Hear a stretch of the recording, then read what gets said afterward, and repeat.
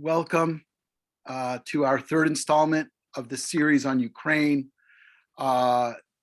Tonight's talk is going to take us really to more conceptual places, to step back and think deeply, informed by the ideas of the Torah, ideas of ethics, ideas of political thought, and to really think about this issue in all its complexity from different vantage points.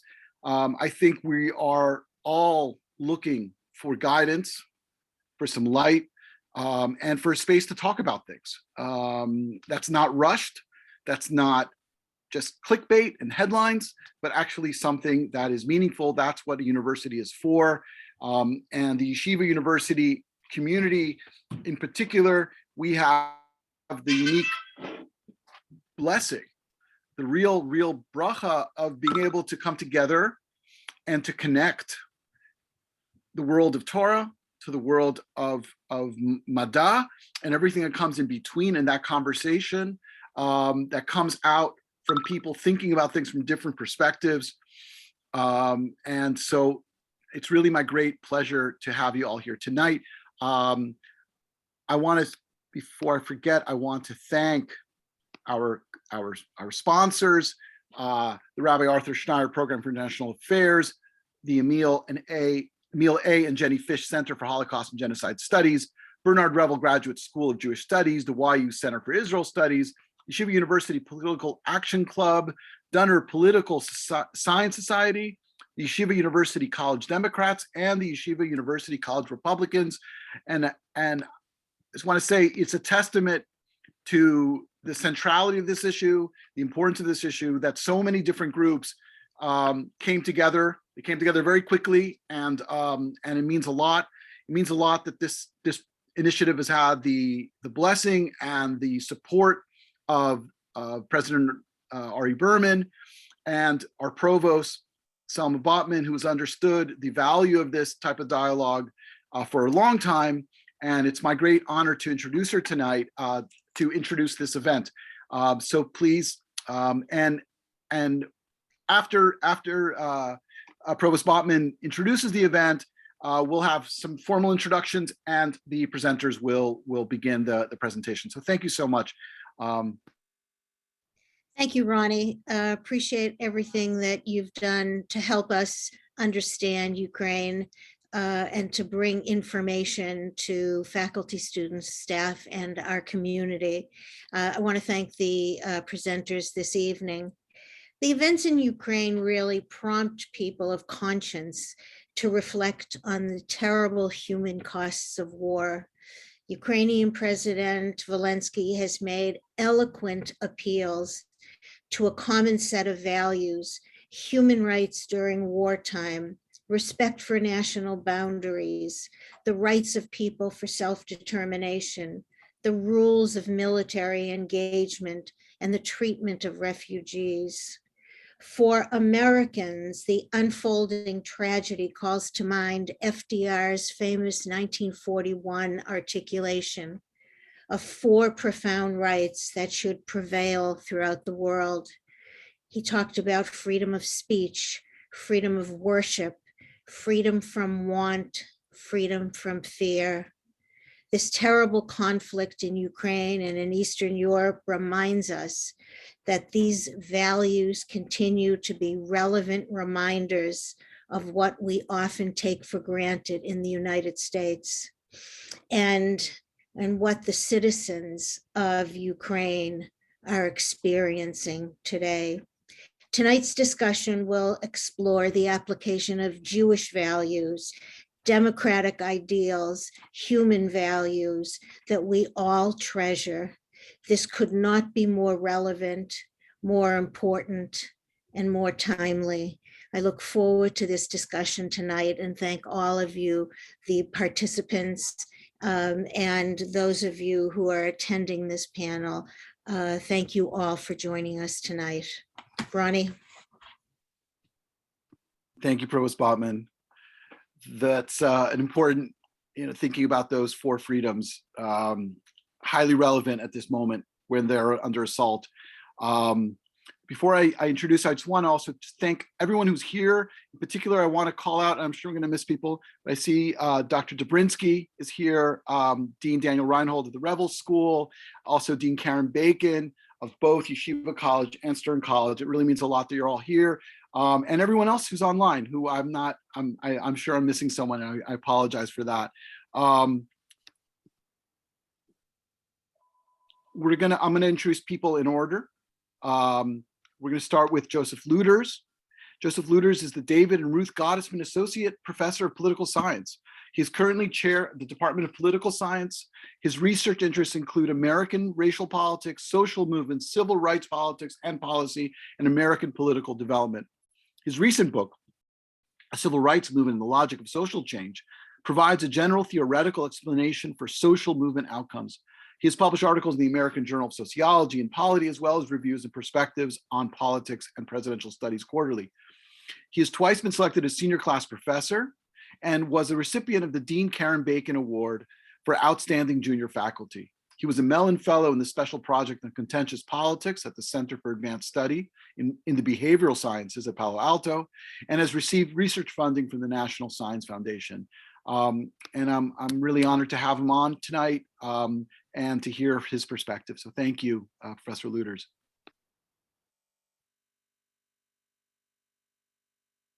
And of course, the classic Zoom mistake of you have to unmute yourself. So let me just first off thank Provost Botman for the introduction and the invitation, and Dr. Perelis for organizing this series, and also a terrific introduction. It's really important that we're having this conversation, and I thank you for making this happen. So I'll tell you, when I was first invited to participate in this panel, I was slightly hesitant because in the discipline of political science, my expertise is in American politics, not in international relations or security. I'm not a Russia specialist. And as Ronnie said, my area of expertise is really about American social movements that have sought to bring about significant social change in the United States. And in particular, I focused on the civil rights movement as a case of successful mobilization against racial discrimination and the deprivation of political rights. Civil rights activists sought the full civil and political rights for African Americans. So in short, they demanded freedom and democracy. But what can I say about the topics of freedom and democracy beside the seemingly obvious point that both are ethically highly valuable, normatively preferable, not only in the United States, but globally as well. Yet on further consideration, the motivation for my presentation this evening is less about my own research and instead drawn from the motivating theme in many of my classes at Yeshiva University. Specifically, in recent years, political scientists have grown increasingly alarmed by worsening partisan polarization in the United States, not only among political elites, but among ordinary citizens as well. There's been a worrisome increase in the hostility between Democrats and Republicans. A simple metric for this trend has been the response to survey questions about the desirability of having one's son or daughter marry someone from the opposite party. In some surveys in the 1950s, this question barely registered any concern whatsoever, sometimes as low as only 5% having qualms about such a union. But today, the figure opposing a marriage to somebody from the other party is closer to 50%. And so while this statistic is whimsical, it actually speaks to something very important. Rising polarization of this sort is associated with a dangerous weakening of democratic norms and institutions. If you hate the other side, then all sorts of actions are seemingly warranted, even desirable, in order to keep them from gaining control.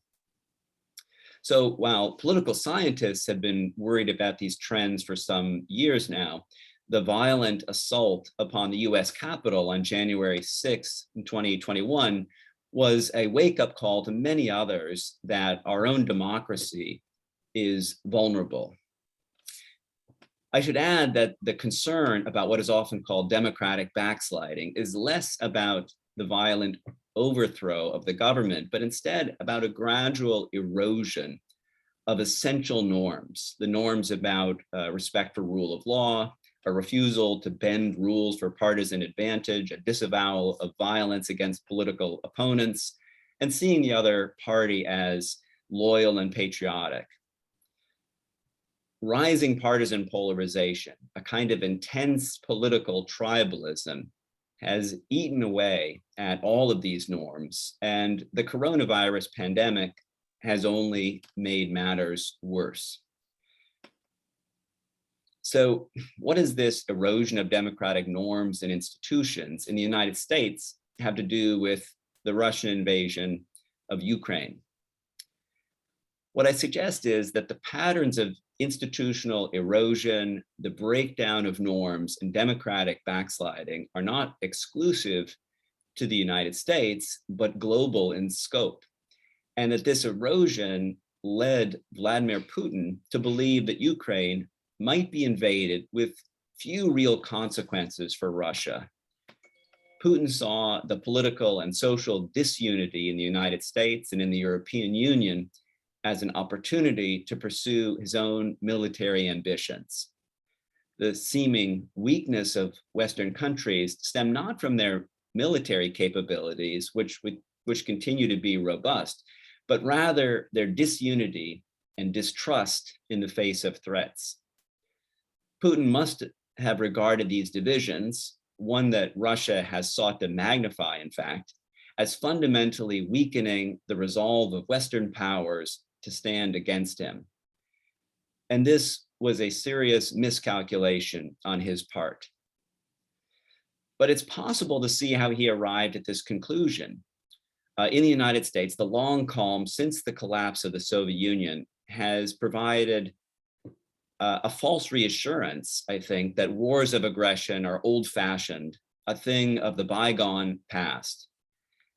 Many assume incorrectly that this stability is simply a naturally occurring phenomenon, and that this assumption generates a dangerous complacency about the need to protect and defend the institutions and norms that strengthen democracies and facilitate their united action.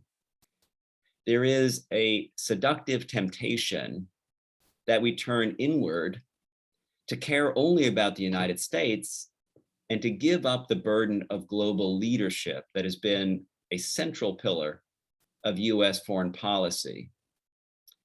Instead, decades of research on international relations drive home another point altogether.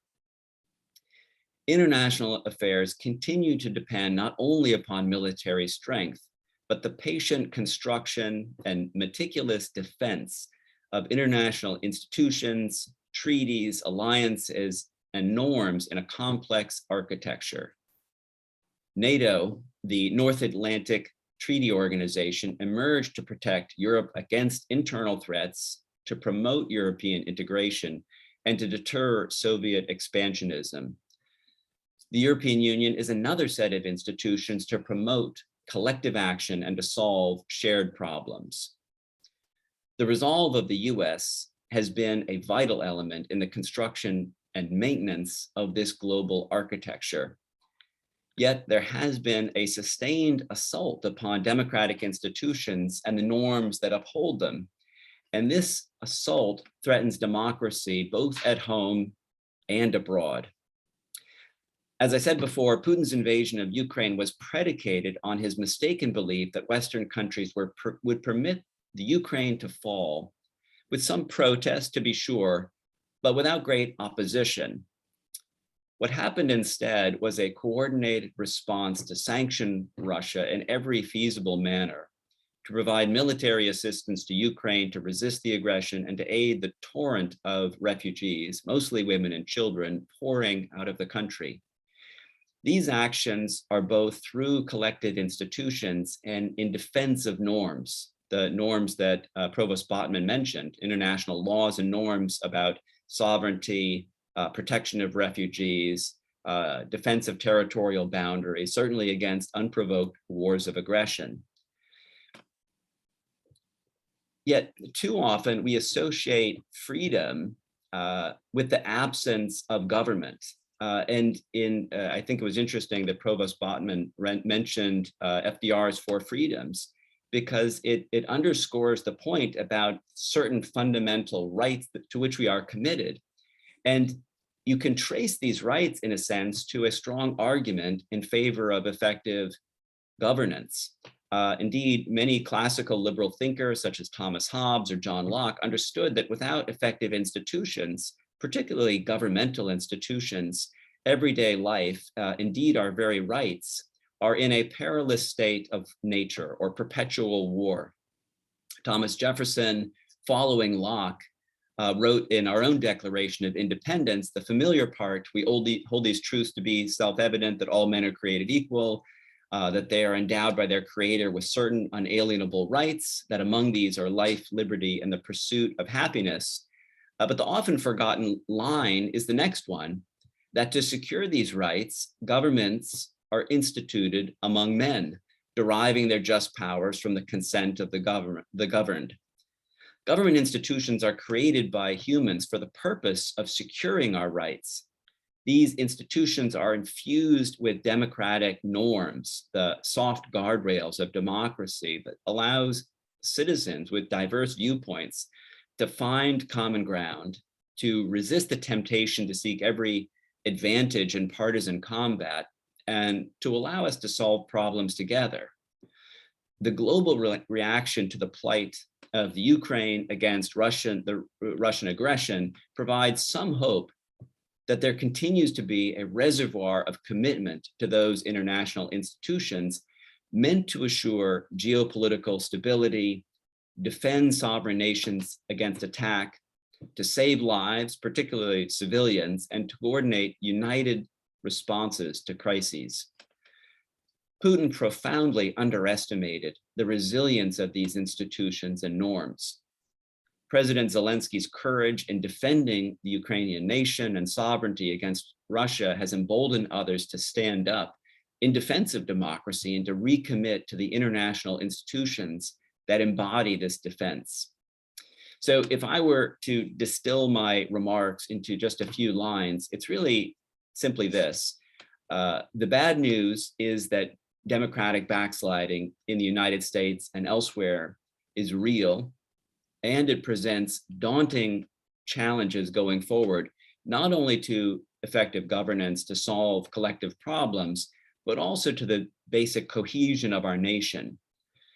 The good news is that despite all this institutional and normative erosion, there is still a reservoir of support for democracy, for defending human rights, and for punishing autocrats. It's unclear if it will be enough to save Ukraine from the Russian invasion, but to me, it is critically important that this reservoir is there at all. And so while our hearts go out to the Ukrainian people at this time, and we look for ways to offer our assistance, I would suggest that we also renew our commitment to the often unsung institutions and norms that defend democracy, both at home and abroad. Thank you. Thank you, Professor Luders. Very well. There's a lot to think about in that, and I think it's going to give us a good foundation for the next two talks. Really appreciate that. I want to introduce our next guest tonight is Professor Suzanne Lastone. She is University Professor of Jewish Law and Contemporary Civilization at Yeshiva University, Professor of Law and Director of the Center for Jewish Law and Contemporary Civilization and the Israel Supreme Court Translation Project at Cardozo Law School. She's also a visiting affiliated professor at Tel Aviv University Law School. Professor Stone writes on the intersection of Jewish law and American legal theory. She has held the Gross Visiting Chair in Talmudic Civil Law at both the Harvard and University of Pennsylvania Law Schools, and also has visited at Princeton, Columbia, and Hebrew University Law Schools. Stone is the co-editor-in-chief of Dinei Yisrael, a journal of Jewish law, co-edited with Tel Aviv Law School. Her work has been translated into German, French, Italian, Hebrew, and Arabic. In fall 2010, she delivered the Franz Rosenzweig lectures at Yale University. And I just want to say that it's been, all three of our guests tonight have been on the series of Crisis and Hope that we started almost 2 years ago. And each of them, it's really great to have not this configuration, but it's wonderful to have you all here, and thank you for making time to come here and enrich the conversation. So thank you, Professor Stone.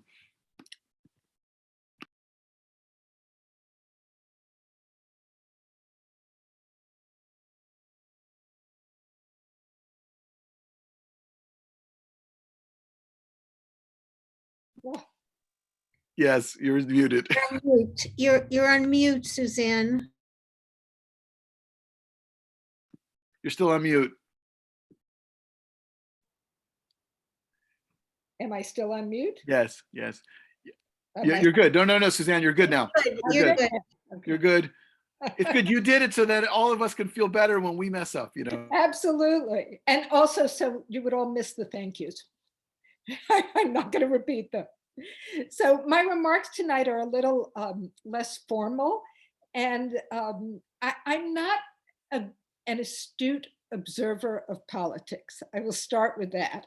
So I won't be able to, but I actually, much of my thinking tonight, which has to do with what kind of conversation we might have with Jewish sources, Jewish legal and ethical sources, was very much stimulated by an op-ed piece in the Wall Street Journal yesterday that discussed the possibility of a humanitarian airlift for Ukraine, and also in the context of establishing humanitarian corridors.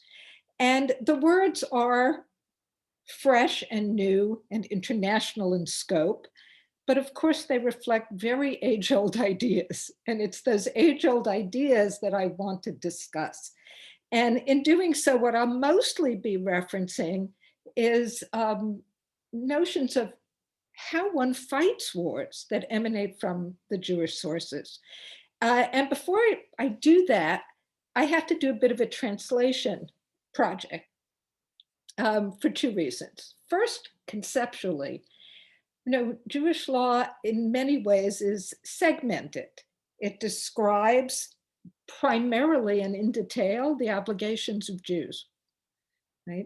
And it has much less to say, though it has to say, but it has less to say, a kind of developed notion of war by non-Jews, right? Just by secular nations. What should be those obligations? And given Jewish history as well, because of only a return in the last century to the realities of war as a participant as opposed to a victim, right? There's been not a lot of development in that larger field. Nonetheless, right? I think we have much to learn from the battlefield ethics material that the Jewish tradition provides. But let me say that there's a second translation problem. And that second translation problem, and I think something we might want to discuss later on, has to do in general with the concept Cold War and whether such a concept exists in Jewish thought. There's a bit of a division of opinion about this in the sense that we might conceptualize war on the order of just expanded aggression and self-defense. And if we understand war to be basically, this is a debate in modern law as well. I mean, do we think of war as basically the same as crime, in which we think about justified aggression and unjustified aggression, self-defense that's justified and unjustified? That's one way to think about it. And that has been, and that continues to be a way of thinking about war, that it really doesn't have its own separate conceptual framework. I don't think, but there is a second way that has come to prominence, especially in the last centuries. And that second way is to say that it is indeed its own separate category that has to be separate, can't be derivative of the individual paradigm. We have to begin to think about it as having its own rules that are rooted, right, in experience and knowledge about what war is. I think that the fact that we have, right, that there can be a conceptual category of war also opens up a way to think about war that I do think is evident in the Jewish sources. And it's not utopian. It is that war is indeed part of the human experience. And by and large, it is unfortunately the way humans resolve conflict. It's not the preferred way to resolve conflict, but it is a way to resolve conflict. In which case, right, a kind of Judaism is not in that sense pacifistic. Right? It acknowledges that wars will be fought, that they are fought, that they are perhaps unfortunate, that they are often, indeed almost always, unfortunate, but they are conflict resolution means. Right? And therefore, what becomes far more focused and important is the way in which one wages war. Now, and I think that there are three aspects of the ethics of waging war that have come that we can extract prominently from the news. The first is the necessity of peace negotiations before war, right?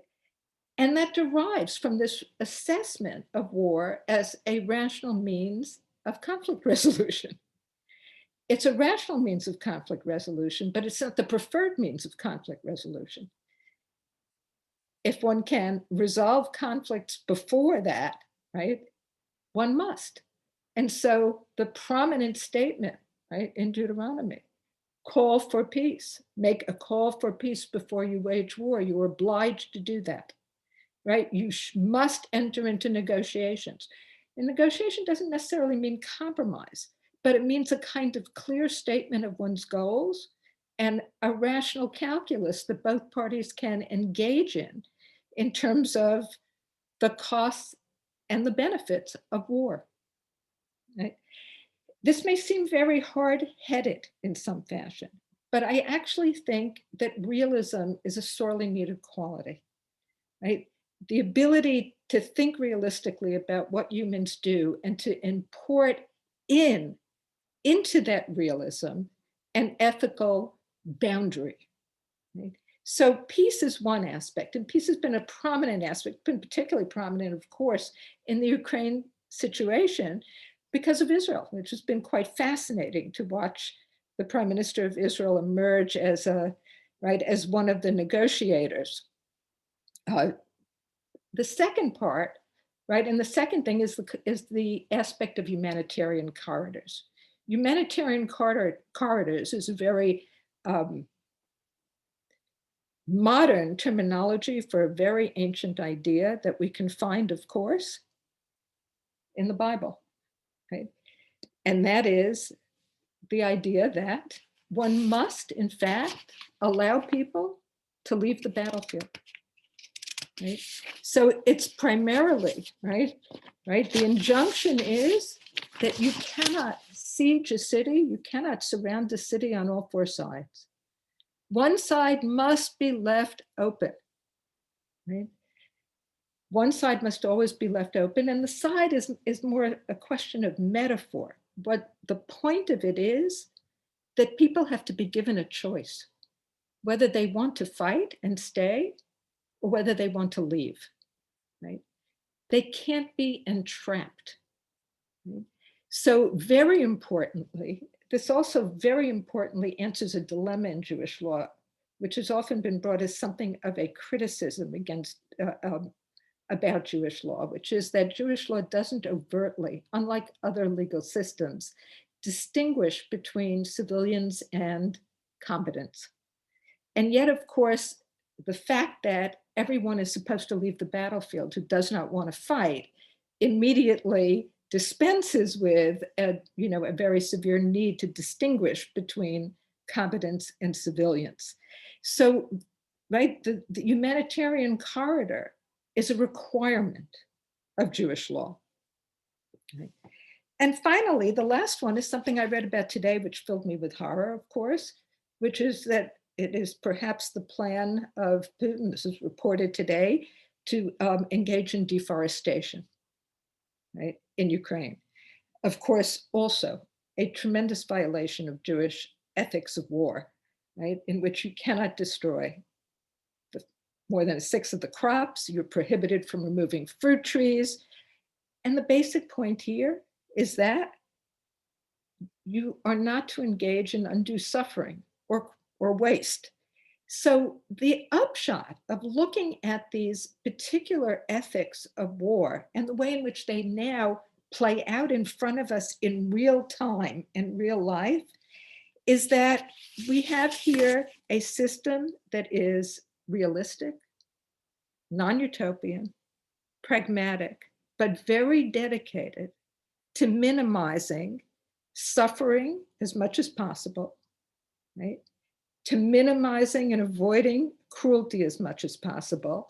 And if I take a panoptic view of it, especially of the humanitarian corridor, it seems to me that this is related to the topic that you both Provost Botman and Professor Luders began with, which is, what does freedom mean?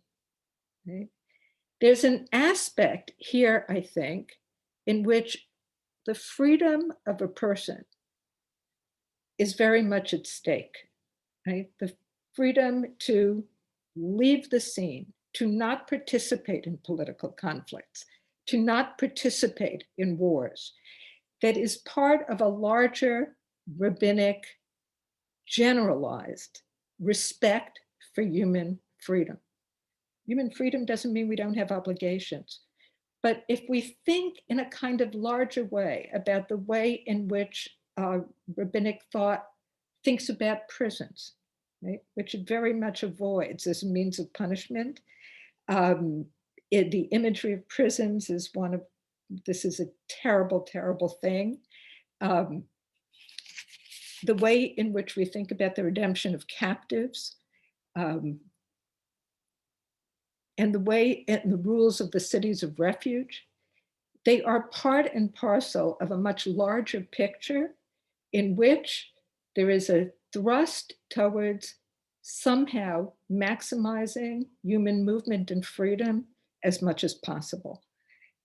So I think that we are ethically obliged, right? Ethically obliged to try to press as much as possible on establishing these humanitarian corridors, engaging in a humanitarian airlift, right? That these are matters that we must do. And I'm going to stop there and hope that we can continue as we talk together. Thank you, Professor Stone. Again, a lot to think about and to unpack together. And some tough, these are tough matters. And like you said, realism is sometimes in order. I want to turn to our last presenter, Rabbi Yosef Blau. It's a real honor to have you here tonight. Thank you so much. Rabbi Blau was educated at Yeshiva University, got his BA in 1959, an MS in mathematics in 1960. I think that's coming back. Isn't that Provost Botman? Are we getting MSs in mathematics? And ordination 1961. We have one. We have one. We already have one. Excellent. So everyone should know you can get your MS in mathematics here. Before returning to Yeshiva in his present position as Mashgiach Ruchani in 1977, he served as a teacher of Talmud and mathematics and as principal in the Maimonides School, Yeshiva High School of the Hebrew Theological College and the Jewish Educational Center between 1965 and 1977. Blau has been active in Jewish communal life, serving as president of the Religious Zionists of America and earlier of Yavna. He has been an activist supporting victims of sexual abuse for over 3 decades. He has written articles for many Jewish publications and edited a volume of the Orthodox Forum. And anyone who spends any time on Yeshiva campus knows Rabbi Blau because he talks to anyone, and he will talk to you about almost everything because he's really has an omnivorous curiosity.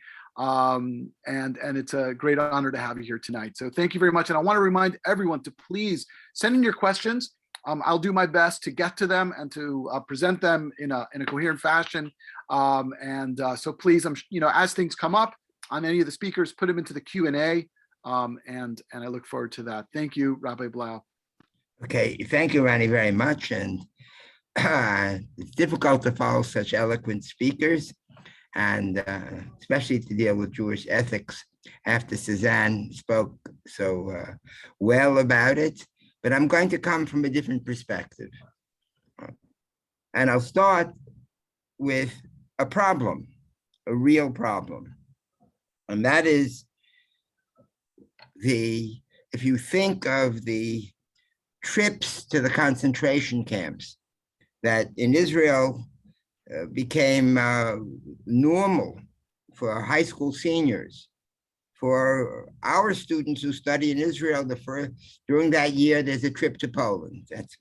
Until COVID, that was a given. And what was the message? And there are really 2 possible messages, and they have great relevance to what we're talking about tonight. One message is never again. We saw the world didn't care when the Jews were being massacred by the Nazis. We can't rely on anyone else. We have to be concerned with ourselves. And that's the message many people get. And therefore, one understands that there's mixed feelings in Israel. People say, well, if Russia is important for Israel's security in Syria and our survival is paramount, then we can't publicly protest, even though I don't think it's because anyone accepts Putin's arguments and justifications. And the other perspective is almost the opposite. It's the saying, if we were upset is a mild word, that the world was not responsive when people were killing us, then how do we dare not be responsive when other people are being killed? Well, what's our moral argument if we're not functioning any differently? And on the contrary, the lesson that we learned is that one has to protect those who are vulnerable. One has to take a moral stand, even though there are prices to be paid. When we think of those who are in Yad Vashem as righteous Gentiles, many of whom literally risk their lives to save Jews for years in their homes, that's a very high level of commitment. So I want to, in order to deal with this question, I want to go back to basic Jewish sources. And remembering that much of the oral tradition is legal and not ethical. And in contrast to some other religions where belief is the primary concern, Judaism is very much concerned about actions. Right? And our notion of those who get ultimate reward of the world to come is not restricted to Jews. We have a notion of Chasidei Umot HaOlam, of the righteous of the nations of the world, and where there are different opinions how one gets into that category. Clearly, it means you don't have to become Jewish to get the reward. That part is clear. So let's go back to the 2 most important original figures in Jewish life. One is Abraham and the other is Moses. So we think in terms of Abraham, of course, one should be thinking of the extraordinary incident where God tells Abraham he's going to destroy the city of stone, who represent everything that Abraham is opposed to. And Abraham argues with God, and he argues on behalf of Mishpat, justice. Hashofet kol haaretz lo yaseh mishpat. Can the just God not function justly? So one, the first ethical concept clearly is justice. But there's a second one, and it's also in the story, but indirectly. Abraham had another possible response, which was, it's not my business. Why are you telling me? What does that have to do with me? If you would say, well, but you have a nephew in stone. But if you look at Abraham's response, he doesn't mention his nephew at all. He argues in broad terms, which means there is concern for others. Besides the notion of justice, there's this very important sense of compassion and concern for others. And we see this repeated in the early stories about Moses' life. There are three incidents. He comes out and he sees the Egyptian beating the Jewish slave, and he kills the Egyptian. And the next day he goes out and he finds two Jews fighting, and he tries to separate them. Right? And the third incident, when he's running away, is when the shepherds are mistreating the daughters of Jethro, and he comes to defend the women, the daughters. And we see this progression. He's supporting his people who are persecuted. Justice, one Jew and the other, not one over the other. And finally, it's two non-Jews, groups of non-Jews fighting about something. Why'd he get involved? What's his business? He gets involved, and he's concerned about their welfare. And I want to add to this a very Jewish notion. We find in the Bible, and it's in the prophets, it's in the Psalms, in fact, the Psalm of this morning, this great concern about the treatment of the poor, of the widows and orphans. And in Exodus, in Mishpatim, we're told that God is going to protect the widows and the orphans.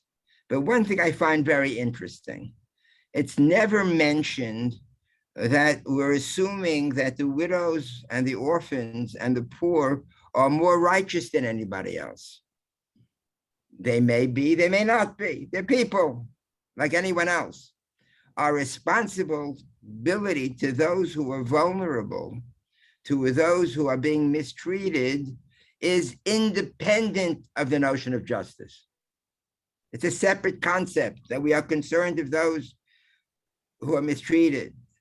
And of course, Ukraine is a perfect illustration where you have a large, powerful country attacking a smaller and weaker country, not accepting any of the restrictions of modern war that have been established. And so it becomes not just a measure of, are the Ukrainians special people? They don't have to be special people. They're the ones mistreated, they're the vulnerable ones. So aside from the justice, which is, I think is quite clear in this case anyway, there's the second level of concern and compassion that comes to play. Jewish tradition is very rich and very complex. So there is no difficulty for someone who's knowledgeable in sources to come out with a source saying almost anything. We have so many thinkers and so many writers over thousands of years. And remember, as I mentioned, when it's a religion of behavior. So when it comes to behavior and actions, we have a process to determine which view is followed, right? There's a Shulchan Aruch a book of Jewish law, there's more than one, which comes to conclusions, different opinions, we function this way. We don't have a corresponding book of Jewish ideas that are Jewish values that comes down clearly on one side or the other. So when it comes to that, there's a variety of opinions. Here in Yeshiva, we are very much under the guidance, and I guess I'm old enough to have been a student as well of the late Rabbi Soloveitchik, who very clearly in many of his writings wrote about the balance between our internal responsibilities to each other as Jews and our responsibility as citizens of the world. He, on a play on another biblical verse about Abraham, where Abraham describes himself when he wants to buy a burial plot for his wife who had passed away, he says, Ger v'toshav anochi imachem. I'm a stranger and I'm a citizen, I'm a dweller. And Rabbi Soloveitchik says this is a metaphor for what Jews are. On one hand, we're strangers, we're somewhat different. We have a way of life which we're not willing to compromise, which gives us unique responsibilities and obligations. But we're also citizens, and we share in concerns about the welfare of the society around us.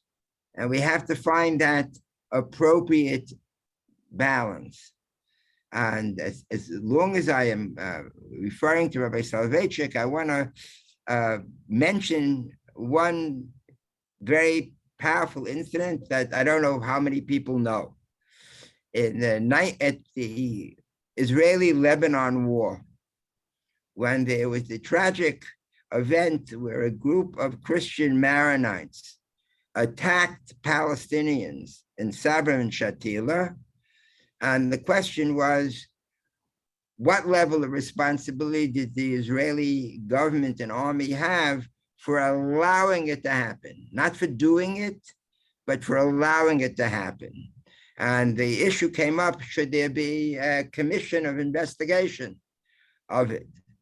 And it turned out that the religious Zionists were the key votes in the government coalition. And Rabbi Soloveitchik famously, well, I say it's famous, other people don't even know about it, called the head of the religious Zionist party and told them if they don't vote in favor of the commission investigation, he's going to renounce his membership in religious Zionists. He felt so strongly about our obligations for allowing a massacre to occur, even though no one claimed that Jews had done so. So it seems to me, as I said, there are many opinions. I think the balance of opinions is that we accept our responsibility as citizens of society. We certainly have the notion of accepting human dignity, the famous biblical phrase that man is created in God's image, and we don't know exactly what that means, but it means that human beings have infinite value. In every life, whoever saves one life saves the world, and I know that various texts of it, but I think that's the correct one, and I don't have time to go into it. We are concerned with human dignity. From the perspective of the Jew, we're concerned about justice, and we're concerned about caring about the weaker and the vulnerable. And in this particular case, both justice and compassion clearly come out on the same side. And I think there's no question that the proper Jewish response, and I don't have to deal with the consequences of the Israeli government's political implications. That's not my field. But I don't think that any question about what the moral posture that we should have as Jews based on Judaism, aside from the fact that we're human beings and there's a general human morality. Thank you.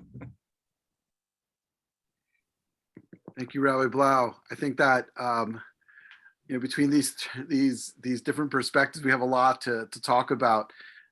One of the things that I noticed is that seems to be a dialectic here, starting with Professor Luders' presentation and onto the other two, thinking about home and thinking about abroad, thinking about your own institutions and how that affects international institutions, thinking about your own obligations to your own personal inner circle, whether that's family, city, nation state, people, and then how does that inform what you do internationally outside your borders?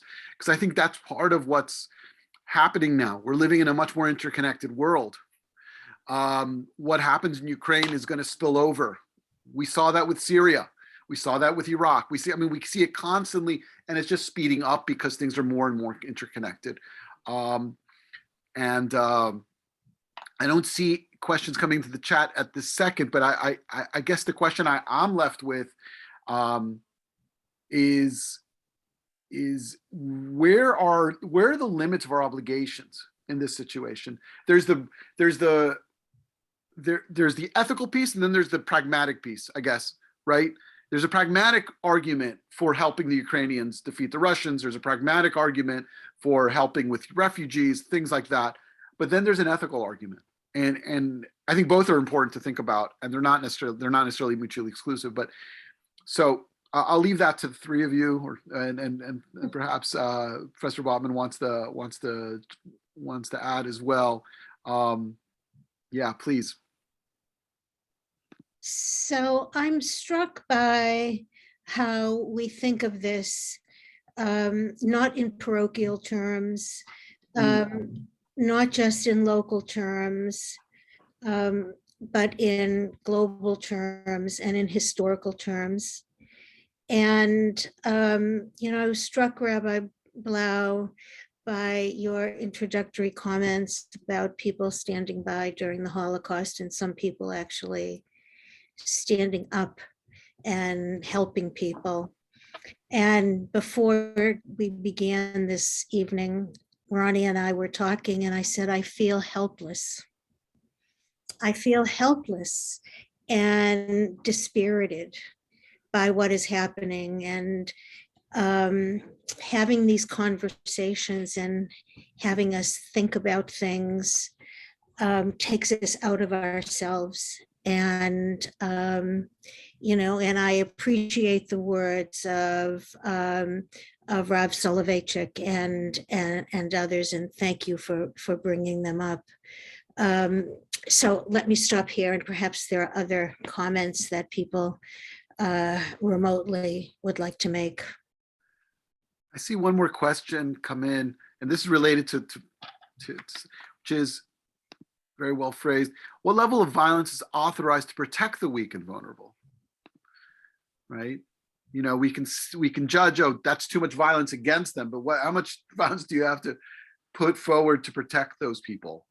Right? And that's like the job of justice, and how do you figure that out, right? I don't know, any of you want to take any of these angles? I had a separate question that I thought was stimulated by, first of all, I want to say that I utterly enjoyed what you had to say, Rabbi Blau, and I was reminded of just a question that was put to me 2 days ago in a completely different context, where I somehow, this was my week for lecturing, and I had to lecture on the subject of Dina de Malchut Dina, or the law of the land is the law. And, one of the prerequisites of using that principle is that laws of the government have to be equal and non-discriminatory. And yet, if they favor the poor, that doesn't disqualify them. Right? And that exactly illustrates what you were saying, that that there are two things we have to think about, one of which is an abstract justice, and the second of which is protection of the vulnerable. And the protection of the vulnerable can outweigh what might be a formal equality. So I really incredibly enjoyed your remarks. And Professor Luders, I was very taken by your remarks about the weakening of democratic institutions. And when I think about trying to connect that to ways in which aspects of Jewish legal thought help, much of which is, of course, formulated in times that are not democratic, it actually makes me, it brings me back to the idea of obligations, agreements, and treaties, right, in Jewish thought, which are so vital and important, right, and sacred, even. Right? So, is there something we can do? Is there some way that we can, in a political climate that we now have, somehow retrieve, right, notions of agreement, treaties, obligations, mutuality? We are, it seems, moving actually the opposite of a globalized world. We are retreating in many ways. That's, and part of, I think, what really disturbs people about this war is its specter of even further deep globalization. It's just, we are much less connected than we were even a year ago. COVID has done its job, but this has really dramatized a process that I don't think we're prepared for, which is lack of connection. And so I'm sort of wondering whether what's the role of these democratic institutions? Where are you seeing them going? How weak do they seem to be at present? I mean, NATO is a perfect example of that.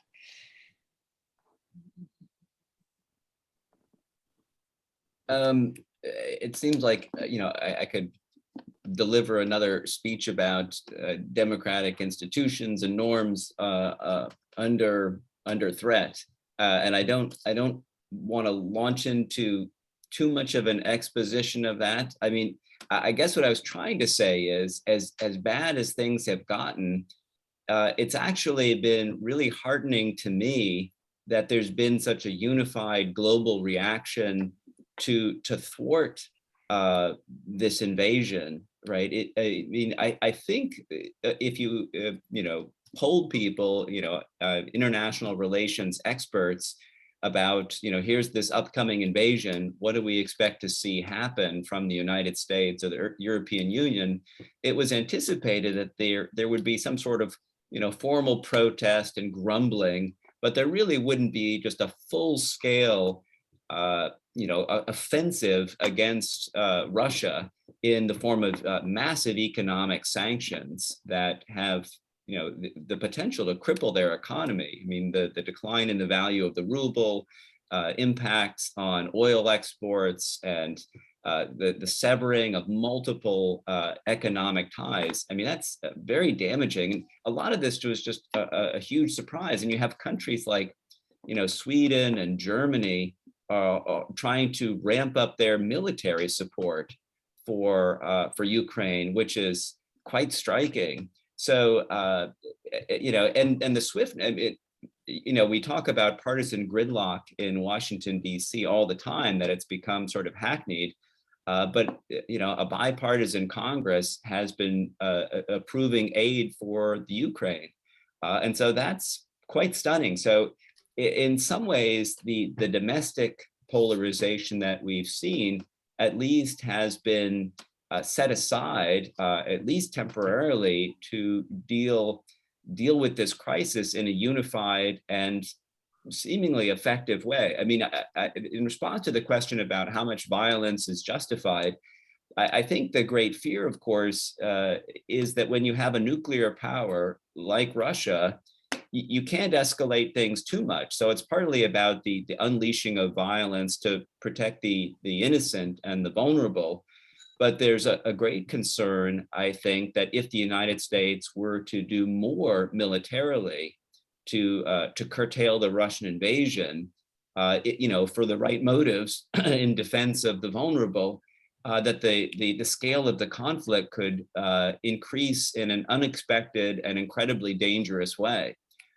So I think it's hard to figure out exactly what the sweet spot is, just how far can we go? Because nobody really knows Putin's thinking and about how he's willing to end this. So I think supporters of Ukraine are doing the best that they can to make it unpalatable for Putin to continue this, and military to offer every kind of aid that they can, short of a no-fly zone or sending in troops or what have you, that might somehow instigate an escalation beyond merely the Ukraine itself. So I don't know. In some ways, I feel good about the institutional and normative reaction because I think it's been swift and powerful. And regarding the escalation, I worry, as I'm sure other people worry, that if we go too far, Putin might, do something that leads to cataclysmic consequences. And so we have to do the most that we can without provoking a reaction that would exceed our worst nightmares. May I step in? Professor Luders, I'd like to ask you a question. Professor Stone, I think, said something very important, which is the diminution of American stature, prestige, power, however we describe it internationally. We've pulled back, and as such, China and Russia have taken the position that the United States had internationally. Do you see the American government further, or American politicians further pulling back from the international political stage? That's a complicated question because there are different factions within both parties on the extent to which they have an international commitment to international institutions. But I would say that the median Republican in Congress is very supportive of helping the Ukraine, as is the Biden administration. So there's not a lot of partisan daylight there. I think the previous administration was more indifferent to NATO, and that caused the United States to pull back in some way. So inside the Republican Party, I think there's an ongoing debate about how robustly the US should commit to those international institutions. But I think the situation in the Ukraine has diminished the leverage of that more isolationist, go it alone faction, and emboldened the more traditional republicanism, I think, that is internationalist in orientation and very strongly committed to the defense of NATO and other international organizations that provide for security. I would like want to add something to that. Yes, please. I'd like to return to the previous question, but this one, Professor Luders knows so much more than I do, so it's no point for me getting involved. Dr. Luders referred to the pragmatic argument about not going too far in support because we don't know what Putin's response is going to be, and we obviously want to avoid nuclear war or World War III. And it's a very difficult question with what's the balance. But I want to discuss that from the ethical dimension. In other words, yes, we agree, we sympathize, we support the vulnerable, we support the side that has much more of a just case. It doesn't seem the argumentation that Putin gave that Ukraine doesn't really exist and it's really part of Russia. Well, aside from the fact that it's absurd, but the response of the Ukrainian people shows that it's not true. But they responded, they didn't welcome them with flowers, right? They welcomed them with Molotov cocktails instead. But the question becomes, since just like we are concerned human life, but we are certainly concerned with our own life. We know that in Jewish tradition, the concept of pikuach nefesh, preserving life, is very powerful, very important. It played a role in the policy that Yeshiva University has taken dealing with COVID, that we prioritized human life. We didn't take any risks with our students, even though there was grumbling that we were too strict about masks and too strict about demanding vaccination from everyone, because we prioritize human life. But prioritizing human life also comes in, well, what about, does that mean all lives are equal, or do I have a greater responsibility to preserve my own life? And this is a topic in which there's a lot to be said in Jewish tradition, and interpreted in different ways, of course, as always. We do prioritize our own survival. On the other hand, in the very essence of having an army and fighting a war means that the individual soldier is prepared to lose his life for the benefit of the country as a whole. Otherwise, there will be no armies. We can't have a Jewish army because everybody has to preserve his life. It's dangerous to be in the army and get killed. All right. So there are bounds in which our responsibility for a cause outweighs our own survival. But defining that and applying it, I think, is very difficult. I don't have a solution. I want to just bring up, it's one thing to sanction Russia and say that America, and hopefully it's true, we say, okay, we'll pay higher prices for our gasoline, right? When we drive our cars, and the inflation rate will go up somewhat. That price we're willing to pay. But that is, far from the price that people in Ukraine are paying. Right? They're paying a price of risking their lives, and we're paying a price of paying $1 more for a gallon of gas. And remember, and this is not my Jewish component, but we don't find big numbers of Ukrainian refugees coming to the United States.